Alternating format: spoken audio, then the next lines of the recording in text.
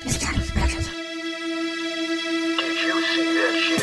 MMA podcast. Hosted by mixed martial arts journalist Mike Strauss, aka Strauss21, and Chicago's #1 underground comedian, Apollo Taj Mahal. Thank you for listening. I am Mike Strauss, aka Strauss21, with Chicago's #1 underground comedian, Apollo Taj Mahal. We appreciate it, guys. If you like the interview, and I know you will, be sure to go ahead and listen to the full episode. You can find it on our website, didyousseethatshit.com, YouTube, iTunes, Stitcher, Google Play, pretty much wherever you find your favorite podcast. Be sure to listen to the whole episode. We appreciate it very much, guys. All right, and I want to welcome Emmanuel El Matador Sanchez to the show. He's a featherweight fighter with Bellator. He's got a record of 16-3. He's won 6 out of his last 7. But what does El Matador have going on this year? What's going on, man? Doing well. Thank you very much. Thanks for having me on. Yeah, man, anytime. I think you're one of those guys in Bellator that's right there at the top. You've been there for a long time, and I think this is the year you get your shine, man. You looked really good in your last fight against Daniel Strauss. Were you happy with the way that you performed? Yeah, obviously there's always room for improvement, and for a better, how could I word this, a better performance, I could say. But, I was dominant from the first round to the last round, battle to battle, from minute to minute. I was out there, and I executed my game plan. I was able to, beat him everywhere. I wanted to beat him standing on the ground, wherever the fight went. I wanted to just be dominant and show that, I have that world champion caliber in me as well, and, that I will have that belt one day as well, too. Has Bellator, have they offered you any other fights yet? That is in the future, yes. I know I have to wait because Patricio got hurt, so Patricio and Daniel have a score to settle, and once that goes down, I'm knocking on the door for a title shot. So I know right now there's many different guys, but they still, have yet to have a stern test to go up and prove that they're the #1 contender, and I believe, I've kind of had that #1 contender spot with me for the past 5 fights. So I'm ready to go whenever the opportunity is there. Yeah, you're right there. If you're looking at that division, there's not many guys that have a better argument than you, for that top spot there. I wanted to ask you, man, because Bellator, they're coming back to Chicago here in April. Would that be something that might work out for you in terms of when you want to fight next? Yes, absolutely. Obviously, I can't say, anything, but they will announce soon. Okay. I got to shine in Chicago last year, so, I'd love to be on that one as well, too. So when they announce, we'll be able to spread the word and spread the love and be able to promote it as much as possible. But that is most definitely something that I want. Well, that sounds good to me, man. I hope they get you on that card. You mentioned him a little bit earlier, Patricio Pitbull. He's the champ. Besides him, who else do you feel that is on your level? Strauss you already took care of. There's McKee, there's Pico, there's Gallagher, but those are all young bucks. You're young too, but those are the even younger than you. So who do you feel is really on your level besides the champ? Mm-hmm. You said that right, and that's something I'd just like to clarify for everyone who hears this. They're young bucks. Yeah, of course. I'm young too. I'm given 3-4 years of age, 5 years at most probably. But I know I'm one of the youngest guys still on the roster. I'm obviously not under 25, but, I'm right there. And they, good point. They have shined, but they have yet still, like one of the guys I mentioned earlier, to have a stern test and be able to come out and have someone on the former champion level or at the UFC Bellator high caliber level, at the highest level that there is, They have yet to face someone who's been on the top for a while. And you look at my last, 7, 10, pretty much all my Bellator opponents, you've seen that all of them have, twice as many fights as I do, more experience, everything. So who do I believe is on my level? I'd have to say just the veterans. You look at Curran, Weichel, Strauss, Pitbull, these are, I like to say, the OGs of Bellator, and I think they'll still shine for many moons to come.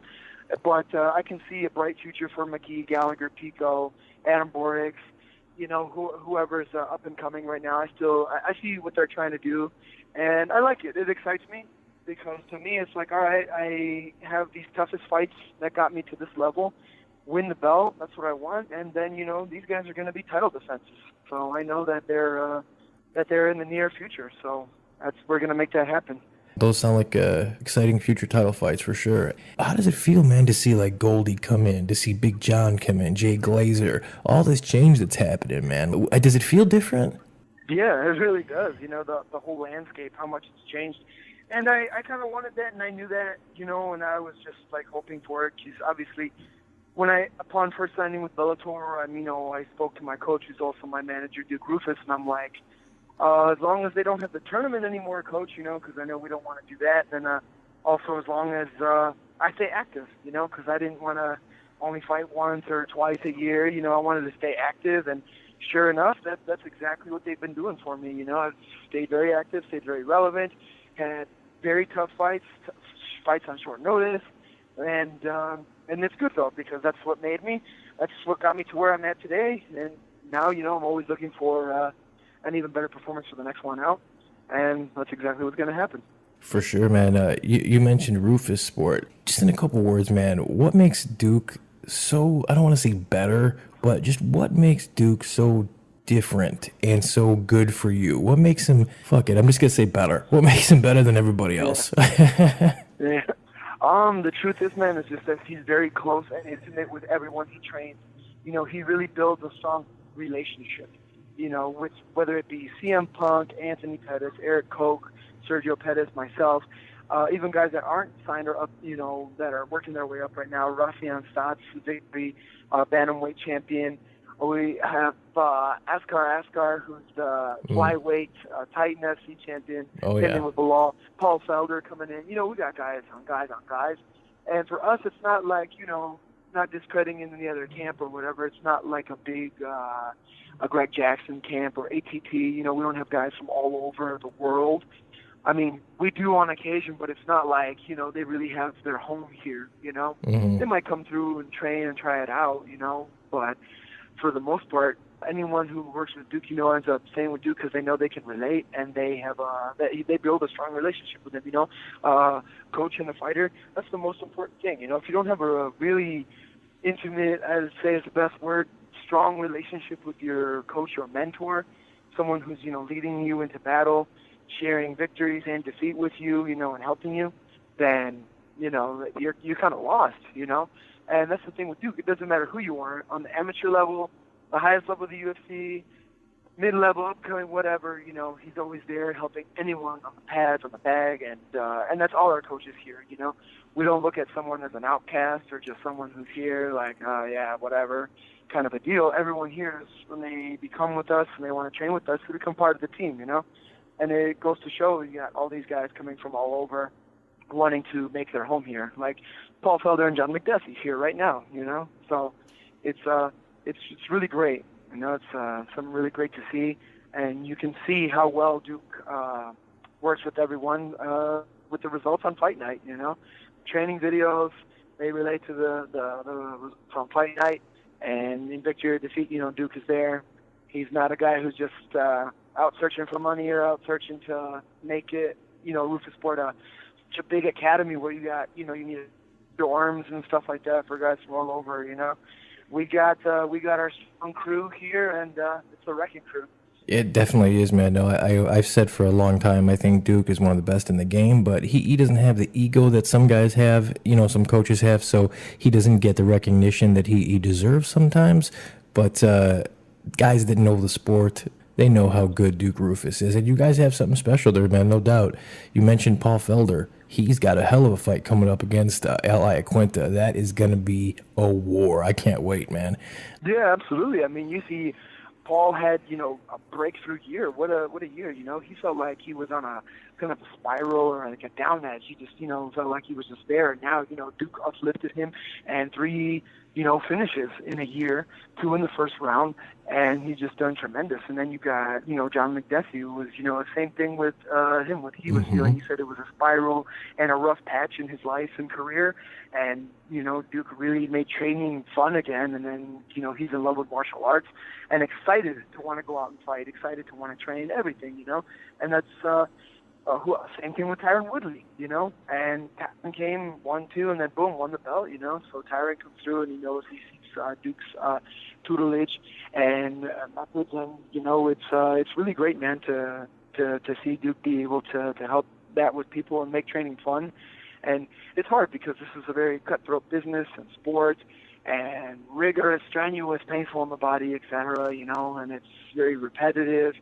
But through these doors, it's all fun and games, man, while we're, in the pursuit of greatness and just dividing and conquering, beating everyone in our path to go out and be the best. Where can everybody follow you on social media? You can find me on Instagram at Matador Sanchez. I had wanted my Twitter the same, but it's not, unfortunately. Someone stole the name at Matador Sanchez, but it's at El Matador 145. And my Facebook page is Emmanuel El Matador Sanchez. And I got my regular Facebook page as well, too. And, yeah, you can find me on everything. I'll follow me. I'll follow you back. Double taps on me. I'll double taps on you. Leave a nice comment. I'll leave a nice comment on you. Leave a mean comment. You get blocked. I'm not going to fight back with people. But, spread love and spread peace, everybody. I hear you. Well, I appreciate your time, man. If you could, man, we kind of have a little tradition here. If you could just say, this is Emmanuel Sanchez, and you're listening to the Did You See That Shit podcast. All right, everybody, this is Emmanuel Matador Sanchez, and thank you for tuning in to Did You See That Shit podcast, and wait till you see my next fight. Did you see that shit? It's going to be crazy. I appreciate it, brother. Much respect. Thank you very much. I appreciate it big time.